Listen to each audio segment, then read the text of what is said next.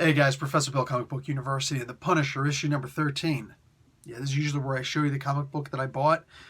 Unfortunately, the comic book that I bought is on Comixology right now because, derf, when you buy so many comic books, you forget to actually put all the comic books in your pile, and this doubly sucks because I got to double up on this now. Yes, I bought it on Comixology. I'm thinking I could just skip this one, right? I'm more interested in the stories than anything else. They cost the same, physical, digital. Unfortunately, this was actually probably one of the best Punisher issues that Rosenberg did. So yeah, I'm probably going to have to buy the physical copy also. I'm not even that mad about it. I'm mad, but I'm not that mad. I'm mad at myself for forgetting to buy the freaking comic. But anyways, no, seriously, this comic book, I'm okay with paying twice for this one. I rarely say that. Anyway, freaking awesome comic book, guys. Let's check this out. We got War in the Streets Part 2. Matthew Rosenberg is the writer. The artist is Simon Kudransky. Colors, Antonio Fabella. Letters, VC's Corey Petit. The cover artist is Greg Smallwood. And the designer, the logo designer and all that, is Anthony Gambino. Gabriel Delato does the title page art, which is freaking gorgeous art. Anyway, so, dude, Punisher shows up in New York City. He takes down this guy who's been killing women in the back alleys. Just as he's about to kill another woman in the back alley, steals the guy's knife, looks kind of like a K-bar. The woman turns around and is like, "Oh my God, you saved me. I should pay you. Isn't that how it works?" And he reaches into his her pocketbook to look for some money. Turns out she's not looking for money. She's looking for a knife. That's okay. Frank understands what's going on because he was specifically coming after her. She is one of the top elite members of Hydra. One of the people who should know where Zemo actually is here in New York. The problem is that he's got to cut her down first. We don't actually find out if he killed her. I'd be okay with him killing her. I'm just saying, just because you're a woman doesn't mean that you did all the same crimes as a guy. You deserve to die just like a freaking guy would. I'm just saying. There was a whole bunch of stuff that happened in between here. I'm actually going to get to that later. And we get a lot of conversations in this comic book. There's some fighting. But most of what happens here is conversation. And we get to see some serious... maybe there's some character development with the Punisher, but with everybody else, there's just character insight. This is basically... this is going to sound really weird, but this is basically Matthew Rosenberg swinging his penis, showing just how big he is. Why do I say that? Because there's a conversation here between freaking Zemo and what's-his-face, the Kingpin, talking about how big they are.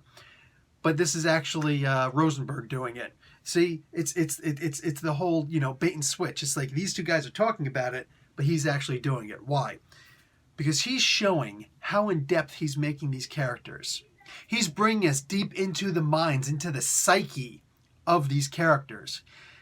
Seeing the back and forth between Zemo and Wilson Fisk, I could sit back, like if this were a TV show, I could just sit back and watch this, man. Just, reach over, grab some popcorn, nom, nom, because, dude, this was awesome. Oh, but it gets more than that. The Punisher has a bunch of conversations with a whole bunch of people. You might be sitting here thinking, well, it's all conversations, no fighting. No. There was some fighting. But I would have been okay if this was nothing but people having conversations because of how excellent, how in-depth the conversations went. Punisher, talking to all these different people was great, but the best one was him talking to these two cops.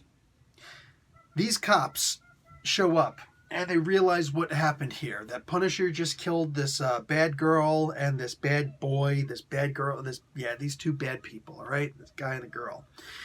And they've got a little sticker of the Punisher on the front of their car symbolizing that, hey, they're cool. They're part of the club. And they're okay with Punisher. They kind of want to be like Punisher. Here's the thing. Punisher says, if I ever find out that you're trying to be like me, I'm going to come for you next. Like, whoa, what are you doing? It's like, he says, listen, I'm not your role model. You took a vow, an oath to uphold the law. Your role model is Captain America, and he'll be happy to have you. I should not be your role model. I look into this a little bit further, and I think that since he's a cop, or since these guys are cops, that's why. And it's true. They did take an oath to uphold the law. They want to renege on that oath, then you turn in your badge. You turn in your gun. I think that Rosenberg is going full Ditko on this. When you think of the way that Ditko, Steve Ditko, of course, God rest his soul, the way that he portrays all of his characters is through objectionism. That's the Ayn Rand, Randian methodology. All right, so The Fountainhead, Atlas Shrugged, all those books. You know what I'm saying? All those stories that she's done. A is A, right? So the Mr. A character, of course, the most. The Question, really good part there. What do you call? We can talk about Alan Moore. Talk about how silly that is by using Rorschach as an example of just how silly that is. But this sense that Frank Castle is moored neck deep in who he is.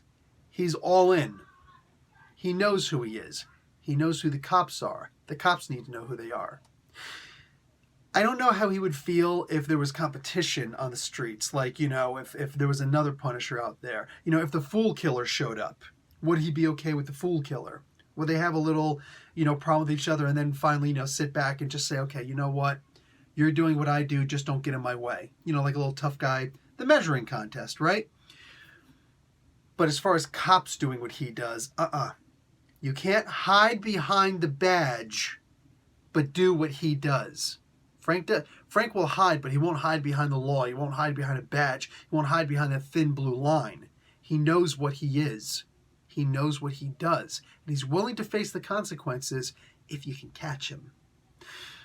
But he's not going to sit here and, you know, lie about who he is. He knows exactly who he is. And there is no skirting in the middle.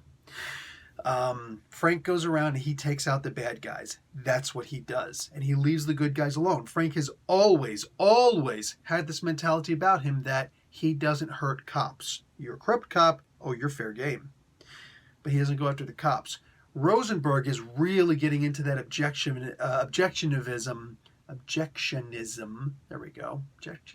Whatever. Okay, he's being objective about it. In that philosophy, all right, the Randian, Ayn Randian philosophy. I like this. I like this a lot.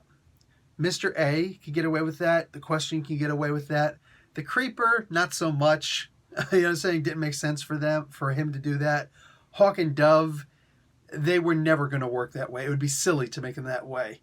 Peter Parker was allowed to get away from that to a degree, but start learning something like that. But, you know, Spider-Man wouldn't have been nearly, not 1/5 as popular, not 1% as popular as he is today, if he were written the way that Ditko wanted him to be written eventually. Nope, never would have been okay with that.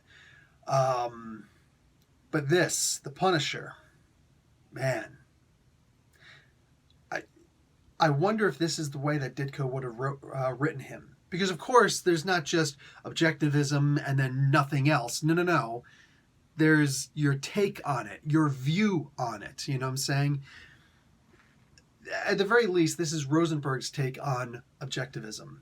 This is Rosenberg's version of the Mr. A, I guess you'd say. If you're not familiar with who Mr. A is, please look up Mr. A, Steve Ditko, and understand.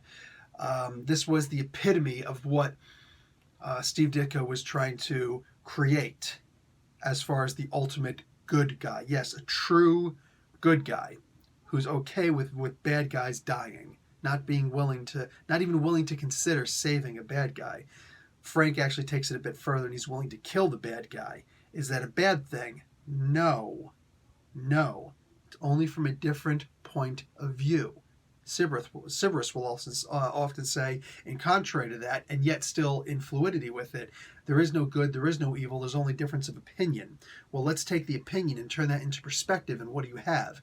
You have the Punisher versus Mr. A, and not in a head-to-head, but rather in a how they're going to look at the same thing.